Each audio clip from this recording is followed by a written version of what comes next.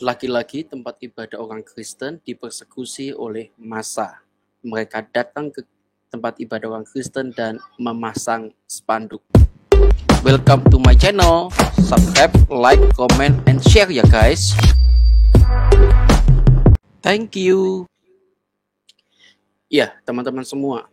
Kali ini saya mendapatkan kabar bahwa ada tempat ibadah sesama kita, yaitu gereja HKBP itu dipaksa untuk ditutup ya, karena rencananya membuka ibadah di sebuah ruko, teman-teman ya. Bahkan massa sudah menempelkan ya satu kata-kata ya, hentikan rencana kebaktian ilegal HKBP, Mari Square atau kami yang bertindak. Aduh, luar biasa ya. Ya, mereka itu memang sukanya begitu, teman-teman. Sukanya persekusi gereja dengan semau mereka sendiri begitu ya.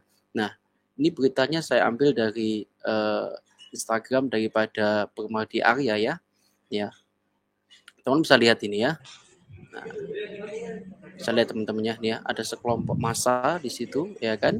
Nah, ini ya, sekelompok massa dia mendatangi ruko yang nantinya akan dipakai oleh gereja HKBP. Nih, hentikan rencana ya.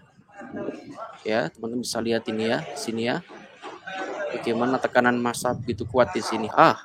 Ini ada aparat keamanan, tapi mereka ternyata juga diam-diam saja di situ.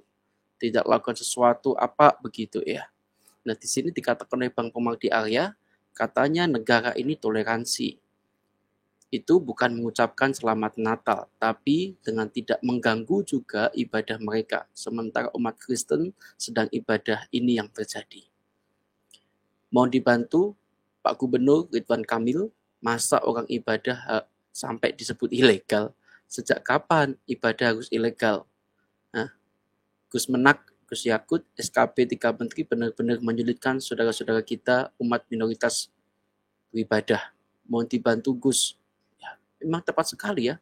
Memang SKP 3 Menteri ini menjadi kesulitan bagi umat minoritas untuk mengadakan ibadahnya. Nih, padahal kronologinya teman-teman diceritakan oleh Bang Permadi Arya atau Abu Janda, umat Kristen HKBP Rancaikek ya sedang mengurus izin ya, sedang mengurus izin ini ya, memakai ruko untuk ibadah. Kemudian didatangi warga yang menutup paksa ruko pada tanggal 23 Maret 2022.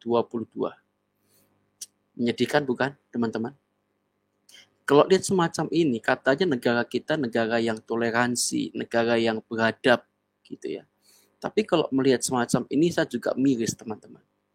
Ya.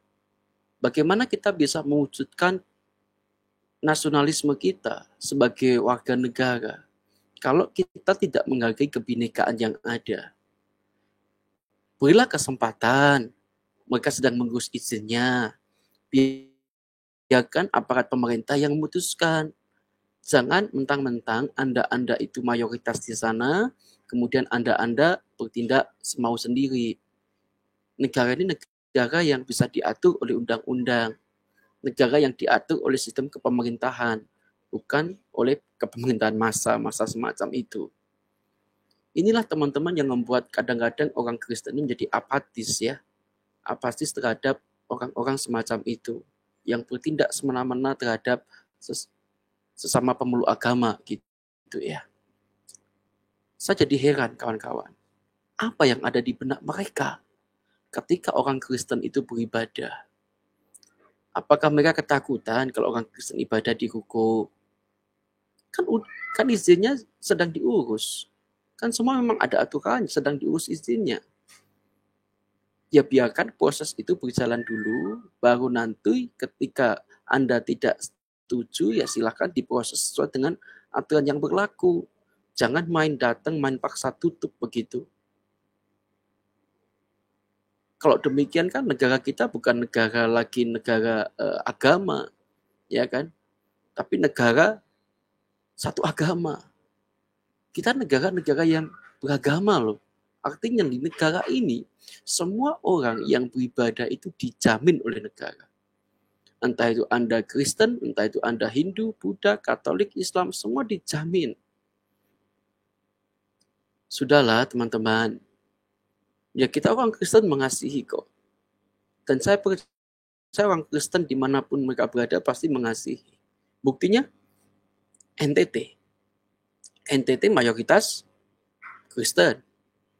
Tapi rasa toleransi mereka itu luar biasa. Patut kita acungi jempol. Bahkan di NTT itu adalah tempat atau daerah yang mungkin toleransinya paling besar di negara kita. Mantap jiwa di sana. Rasa toleransi mereka itu tinggi terhadap pemeluk agama lain. Jadi kalau saya melihat semacam ini teman-teman, saya menjadi miris gitu loh. Mirisnya adalah kenapa hal semacam ini di tahun ini masih ada dan ada lagi. Menekan minoritas dengan cara-cara semacam itu. Iya kan? Inilah seringkali kita menjadi apatis terhadap keadilan ini dalam beragama.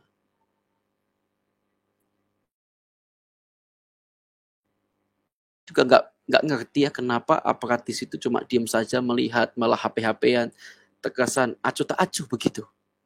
Kan mestinya kan tugas mereka itu ya membantu gitu ya. Ya coba kita lihat ya. Lihat. Malah pegang apa ini? Pegang HP atau apa ini di sini ya. Ini pegang HP ini ya. Aparat keamanan di situ. Bukan TNI ya, nih. Yang berdiri di sini pakai baju coklat ini. Rasanya satpam ini ya. Kenapa hanya diam saja? Kalau dia kan di kukunya dia kan pasti dia yang punya hak untuk memutuskan begitu kan. Tapi kenapa ini terjadi begini? Apakah negara ini memang sudah kalah dengan oknum-oknum massa semacam itu?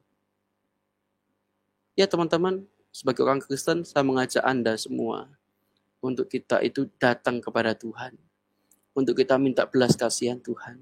Agar kita bisa terus hidup di negara ini dengan damai. Ya teman-teman semua, kita doakan orang-orang yang datang saat itu, kiranya belas kasihan Tuhan turun atas mereka. Sehingga mereka mungkin ya bisa melunak hatinya menerima kebinekaan di bangsa ini. Dan saya percaya kok memang di luar sana masih banyak orang-orang muslim yang sangat baik. Yang bisa menerima keberadaan pemeluk agama lain. Berbeda dengan orang semacam itu. Beraninya cuma turunin massa saja. Enggak berani berdialog dengan baik. Berdialoglah secara dewasa teman-teman. Jangan model semacam itu. Kita orang Kristen, kita taat terhadap aturan pemerintah yang berlaku memang. Tapi kalau semacam ini kita mencoba untuk mengurus izinnya, tiba-tiba sekelompok massa datang. Terus bagaimana? Maunya apa? Kan begitu. Ya. Oke teman-teman, terima kasih. Bila teman-teman terberkati akan video ini, like, share, dan subscribe channel ini supaya kita terus suarakan kebenaran yang ada. God bless you guys. Tuhan Yesus memberkati. Welcome to my channel. Subscribe, like, comment, and share ya guys. Thank you.